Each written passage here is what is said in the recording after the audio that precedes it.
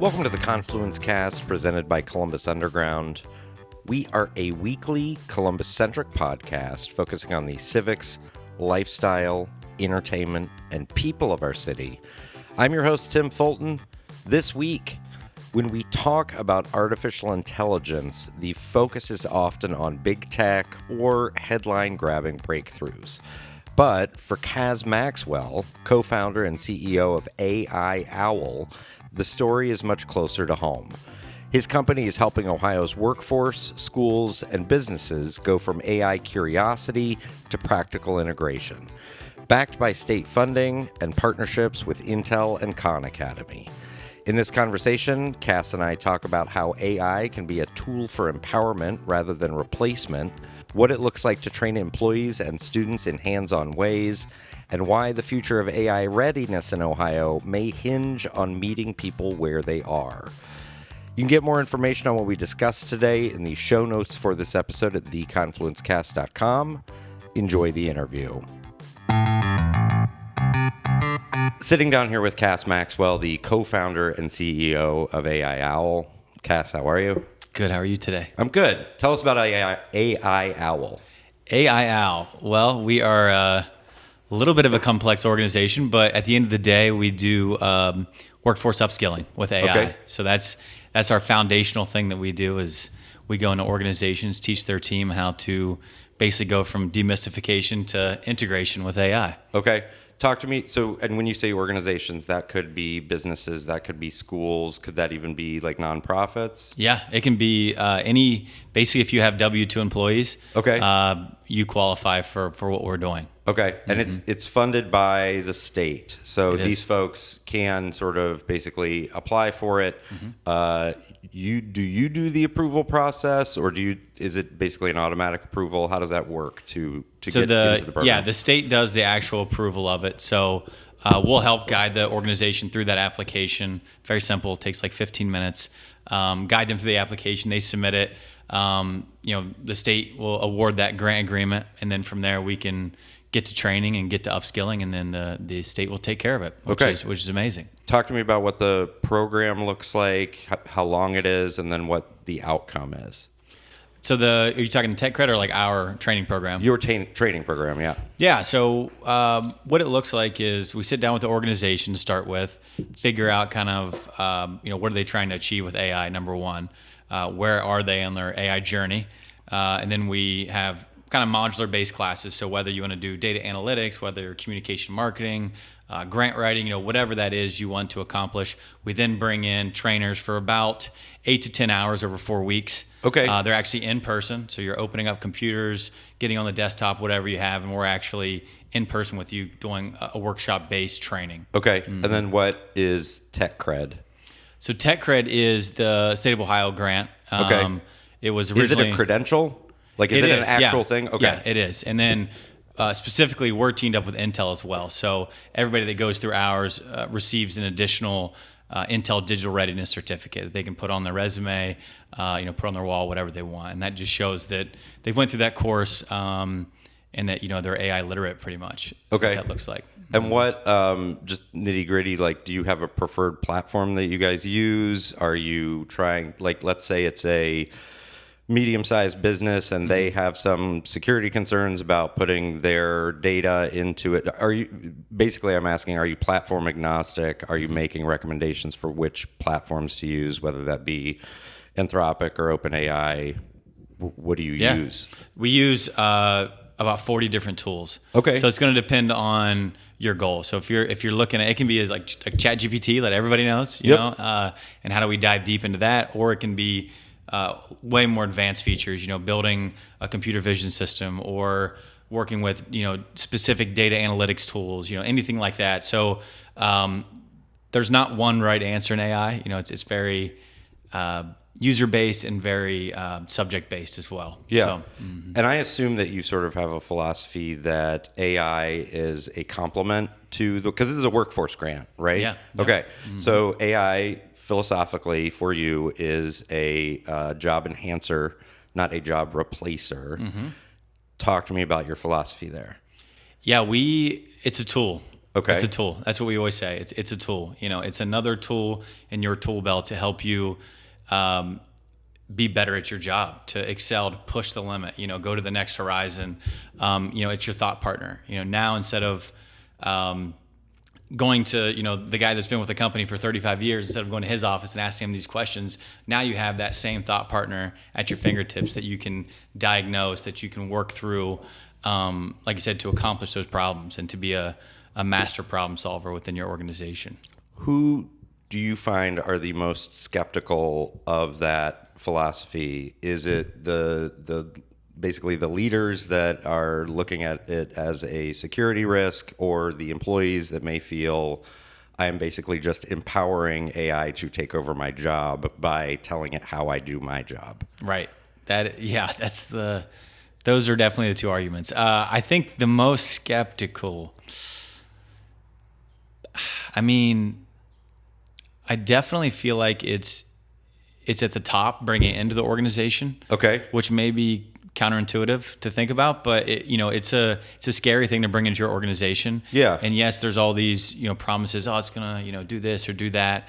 But a lot of people aren't buying in as fast as you would think. Yeah. And I think that just comes down to truly understanding, what can it do? What does it mean to be AI ready? Okay. We're in that chicken or the egg moment where an employer doesn't really realize what it means to hire a employee that is already AI ready. What that person is going to bring to the organization, the value, and what value your company is going to bring being AI ready. So, it's going to come in a wave. If you look, 15 years ago, 20 years ago, if you had Excel on your resume, you're like, what does that mean? You know what I mean? What does that mean to know Excel? And now, we're past that frontier. People go, oh, Excel's everything. We need to know how to use that. So I think we're in that same weird moment with AI right now where people don't fully recognize the power of having that on your resume. Okay. Yeah. Talk about the work that you're doing in schools. I think Caldwell High is the one that you guys have highlighted as like, look what we did for these kids. So you're probably referring to Tip City over Maybe. in Dayton. Yeah. Okay. We have worked with Caldwell though. Oh, okay. We've worked with over 70 different districts throughout Ohio. Tip City in particularly, that was where we rolled out the country's first AI course. So we did a 9 through 12 course, a full semester, and we started with credit recovery students. Okay. So these were students brilliant students, but they just weren't engaged with the traditional learning environment. Okay. And, no fault of their own. That's just, And I don't know what credit recovery is. Sorry. So basically not They're on track behind? to graduate. Okay, Yeah. got it. For whatever reasons, but the main thing was just the traditional school wasn't, they weren't vibing with that. And so we created this course, decided to pilot it there because we knew, hey, if we could work with these students and we could make this successful, then we can work with any student. Okay. We spent all semester doing it. These students are now very good friends of the organization. They're actually speaking in front of hundreds of people. Where just a semester ago they were not even want to come to school. So they've had an amazing transformation. Been assigned credits with this course, and so that's one thing. And then other things are we're doing PD training for teachers. We're doing facilitator training. Khan Academy is one of our partners, so we're bringing Conmigo, their one-to-one tutor, to schools at no cost. Okay. So we have so many different things, and it's all through state-funded programs as well. So we know budgets are tight with schools. Yeah, that's no secret. And so trying to find a way to alleviate the budget headache as well. That's a big part of our mission. And you are a for-profit organization. You are a business. Yes, correct. Talk to me about sort of the founding story and how you guys got started. Yeah, so I was originally a restaurateur, still am to this day. Shout out Paul and Steve, business partners there. We have a good time. We're almost 10 years in now. And then about 2.5 years ago, 2 years ago, when ChatGPT dropped, November of 22, myself and my business partner, Trace, we had a late and great friend. He passed away in the fall, but he came to us and was like, hey guys, I've seen, calculators, I've seen desktop computers, I've seen internet, I've seen all of this stuff. This is bigger than all that, Right. And how do you guys grapple with this? How can you build a company around it? And so that was really our spark to, okay, let's get together, let's figure this stuff out, and let's build a company around it. And so that was really the founding spark to where we are today. Okay. So you've talked about your sort of it's not a direct partnership with the state, but it is the state-funded programs. You have your partnership with Khan Academy. These are big entities. Can you talk about sort of, first of all, navigating that? Is that your first time navigating that sort of thing? You're a kind of young guy. And then also, how do you choose what is a good partner to work with? That was my first time navigating that. Anything on the scale of becoming partners with, an Intel or a Khan Academy. I mean, these are, as you know, they're huge organizations. Yeah. So that really, I got to give kudos to Trace. I mean, he really navigated that landscape well with Intel, which, Intel was also partnered up with Khan Academy. So that's kind of what opened the door there. Okay. And then just working with those organizations, I think, as we got to know each other more and more, we saw that value of, okay, we're really boots on the ground training these people. How can we use this Intel content that has been created for 2 decades now that they're refining? How can we synthesize this and bring it down to the everyday person? Okay. And so, is that the value add, would you say? Sorry, I'm skipping to another question. Yeah. Okay. Is that what your company basically does? Is it synthesizing this the set of modules probably into something that's digestible, and you're essentially an education company? Absolutely. Okay. Yeah. Got it. It's trying to, I'm sure you've sat through some AI conferences. I'm sure everybody that's listening to this has sat through some sort of AI thing, and it's always so 30,000 foot view. Yeah. And people walk out going, I don't know what I'm supposed to do with that. How you build an algorithm isn't going to help me. You know what I mean? And so we understand that, and so we're trying to come into the person that's working, whatever, they own a roofing company, or they're the Big Brothers Big Sister organization, or whatever they are. We're going to meet them where they are and show them how to integrate these tools on a very person-to-person level. Talk to me about what makes you and Trace basically qualified. Like, why are you the best people to, I don't know what Trace's background is, but it's sort of like, it seems like an interesting entrepreneurial leap to go from restaurateur to, I own and run an educational AI company that services organizations with state grant money. Yep. What's the pizza guy doing in AI? Yeah.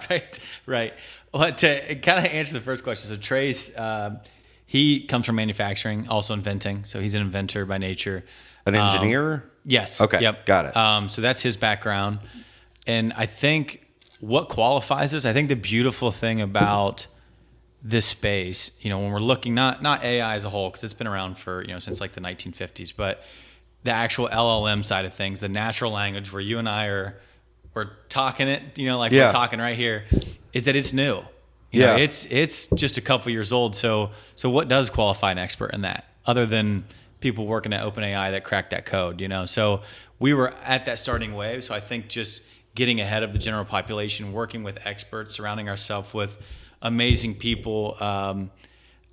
You know what I mean? It's Does a new it kind frontier. of feel like I'm asking, like, what qualifies the guy who invested in Apple in 1980 to have invested in Apple? It's like, it doesn't matter. I got there first. Yeah, and I hope that doesn't sound pretentious, but it's just like, it didn't exist before a couple years ago. So how do you become an expert? Right. And that's like anything. You dump yourself into your work. You find that passion and find how it solves a problem. That's always the root of everything. What problem is it solving? So yeah. I mean, it's how do you become an expert? Well, and as I have thought about it these past couple of years, the question is always like, okay, well, what's it going to be able to do next, and how do you get?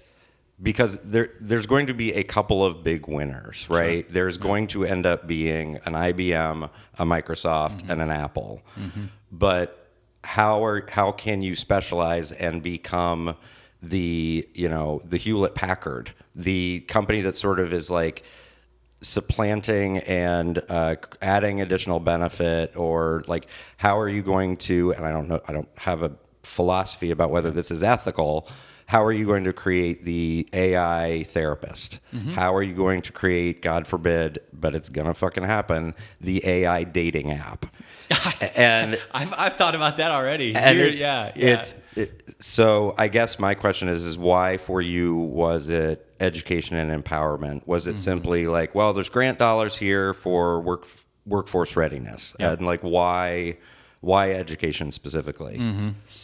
A couple things. Yes, grant dollars, great. No one hates that. Yeah. Providing value at a no cost type thing is And I amazing want to for give you a anybody. little bit of credit here Yeah. and say that is good, right? It you are is, yeah. doing a quote unquote, you are doing good like Superman does good. Yes, for sure. But why? Yeah. Back to the question: why are you doing that? I think the cool thing about the way this is structured is that we can be very flexible on what happens in the market. So when you look at an open AI, when you're talking about those big dogs that are going to eat up the small guys, and all of a sudden you're going to have these conglomerates, that is going to happen. For us, it doesn't necessarily matter who does wins, that, right? Because at the end of the day, what we're doing is we're taking these tools. Whoever's the leader in the market, whoever's been vetted, whoever is proving themselves, and we're bringing that in a training platform. So to us, it doesn't matter who's juggled at the top, because at the end of the day, we're going to work with that person who's leading the charge, who's giving the not just the biggest, but who's giving the best value and who's solving the most problems, and we're going to use that for our training. So does that kind of answer that question? It answers the question. It leads me to what how often are you guys having to update your materials basically, and be like, because there's always going to be some guy in the back of the room that's like, actually that's not the best model to be using for that. Like, how often are you updating, like, hey, we're going to be talking about ChatGPT 4.0 versus 03 today. How often do you have to like update those models? Or sorry, those like modules. Right. I mean, we're updating it on a weekly basis. Okay. But there's a caveat there, we don't want to just throw the next best thing on the thing, or on the module. Because what will happen is, some of these companies have paid versions. As we all know, I'm going to keep going back to ChatGPT because everybody knows that. Yeah. But, you have the free version, you have the paid version, right? Okay. We know the paid version is worth it. We've using it for several years now. It's amazing. It's totally worth it. But, you get these smaller AI companies that are startups. They're coming in the market. Maybe they have a great product, but maybe they're not going to be around in 6 months. And so the worst thing we can do is show especially a school, let's take that as an example, show them a brand new shiny tool that just came out. Yeah. And they sign a contract and spend $10,000 onboarding this AI, and it goes away in 6 months, or they go bankrupt. That's an excellent, I mean, so they're vetted as well. And, Yeah. and they're companies that we've identified are going to be around. well, and so is it fair to say in a small way, you are sort of feeding into that conglomeration, right? That you are empowering, the Microsofts, the Apples, the IBMs by basically recommending that platform or that model. That's more of an observation than a question. Yeah. What, in order to educate folks a little bit, what would you recommend for just a very generalist business, maybe like a consultancy or let's be more specific, like a PR firm?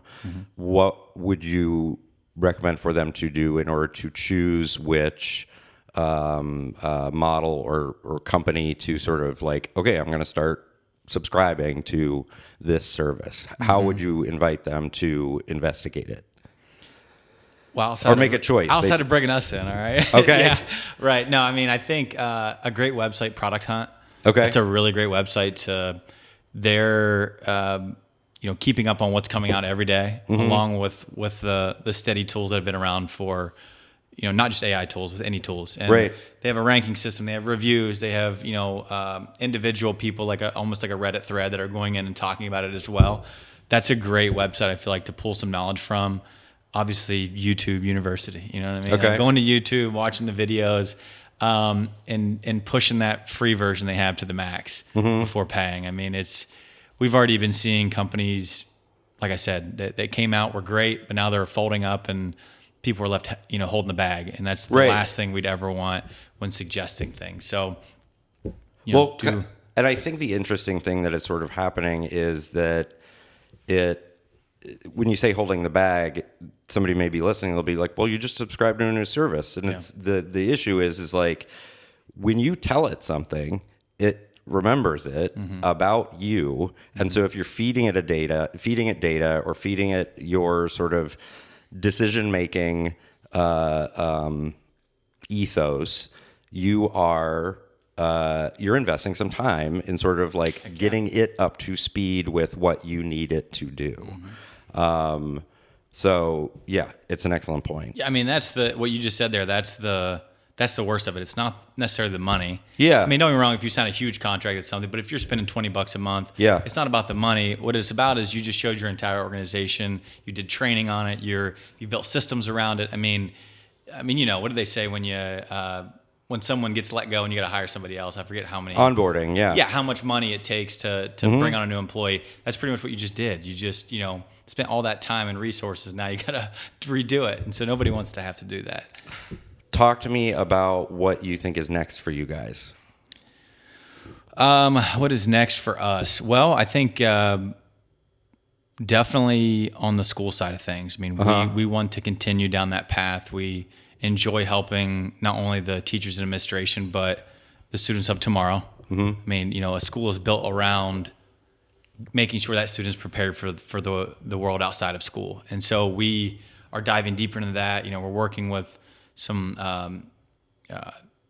4-year institutes, 2-year institutes as well after school to help guide them. So I think education is a huge part of ours, and then also hopefully expanding our reach a little bit as well. And outside of Ohio, or I think so. Yeah. Okay. I think we would like to. I mean, Ohio's our home and where we want to put all of our focus. But I think as the company grows, being able to have a wider impact is something that we would love as well.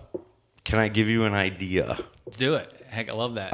If you pursue it, I have it documented here may I share an idea with you? Yes. So if you do it, I want to get royalties. All right. Well, it doesn't have to be. I just want to help. Okay. Yeah. So when I was in middle school, there was this program, and it's kind of a nascent. It does still exist. I just looked it up a couple of weeks ago, and it was called Future Problem Solvers, and it was a competition similar to a spelling bee, or there's other various programs like it, but essentially a region of middle schoolers. You have a team and a couple of alternates that go from your school, and everybody goes to a big gymnasium or conference center or something, and at the beginning of the morning they give them basically a 2-page brief on, hey, how would you solve this problem?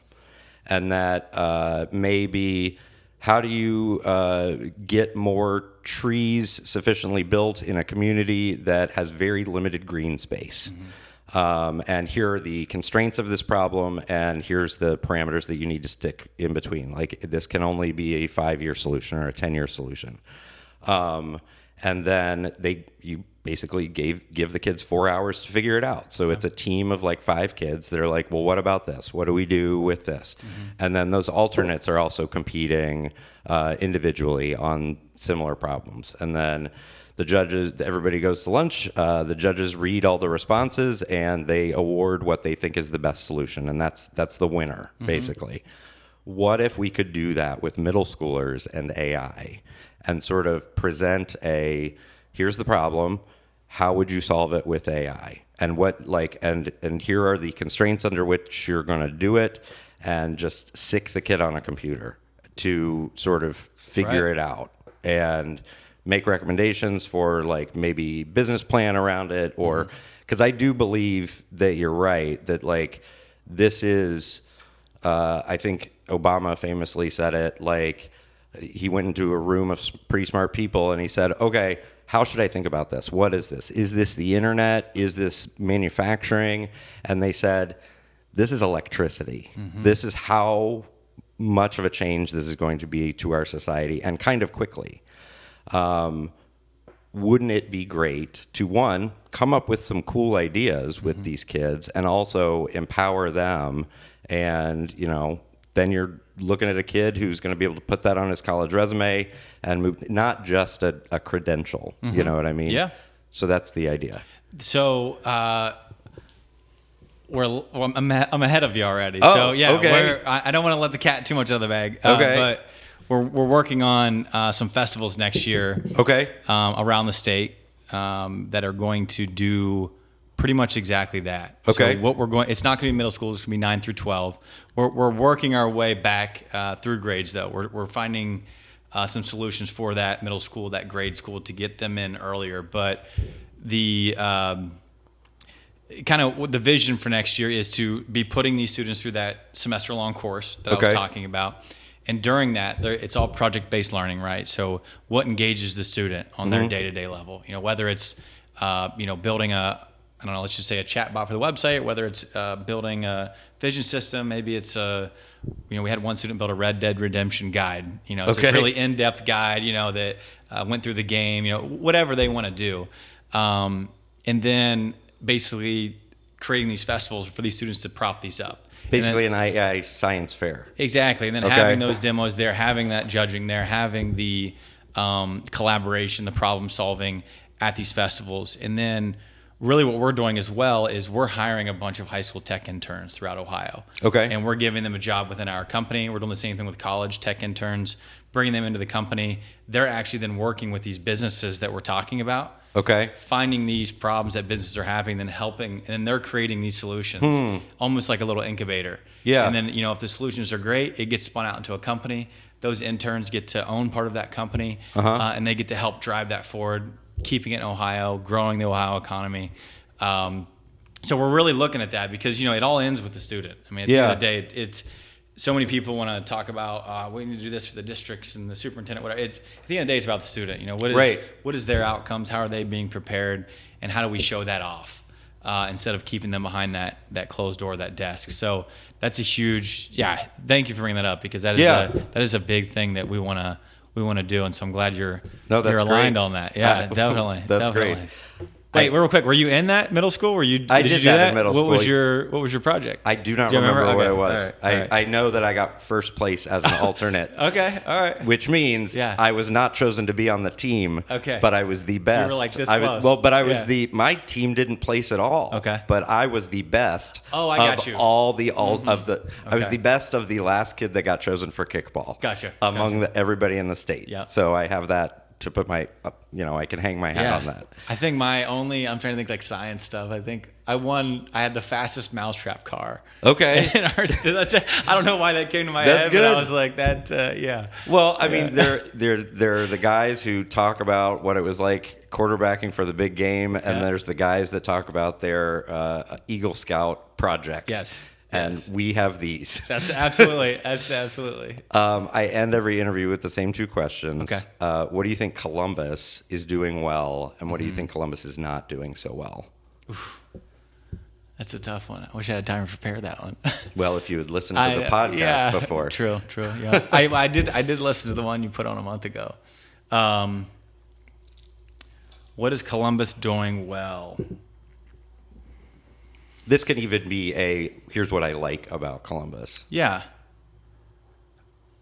I mean, I love Columbus's energy. I do. Not just energy in people, but, I'm not from here. I grew up coming to Columbus once every year, maybe once every year and a half. For the occasional Eastern trip or whatever. Yeah. And, pulling in, seeing the skyscrapers, as a kid, it was like, oh my God, we're in the city, you know? And so now that I live here, I don't take for granted every day that I do live here. And I see the cranes and I see the people moving. And, we were talking about venture and stuff like that and learning about all these new businesses. And I just think there's just so much energy, and I don't know. That's what I love about it. I just love the energy. Yeah. And we're in the Midwest, so people are nice and welcoming, and yeah. And what do you not like so much about it? What do I not like about it? I don't like the traffic going out of Columbus at 5 p.m. going back east. All right, that's what I don't like. That's fair. Yes. Cas, thanks for your time. Thank you so much. We appreciate it.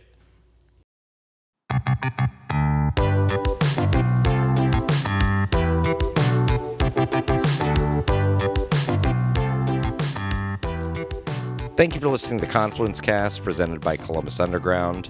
Again, you get more information on what we discussed today in the show notes for this episode at theconfluencecast.com. Please rate, subscribe, share this episode of the Confluence Cast with your friends, family, contacts, enemies, your favorite prompt engineer. If you're interested in sponsoring the Confluence Cast, get in touch with us. We can be reached by email at info@theconfluencecast.com. Our theme music was composed by Benji Robinson. Our producer is Philip Cogley. I'm your host, Tim Fulton. Have a great week.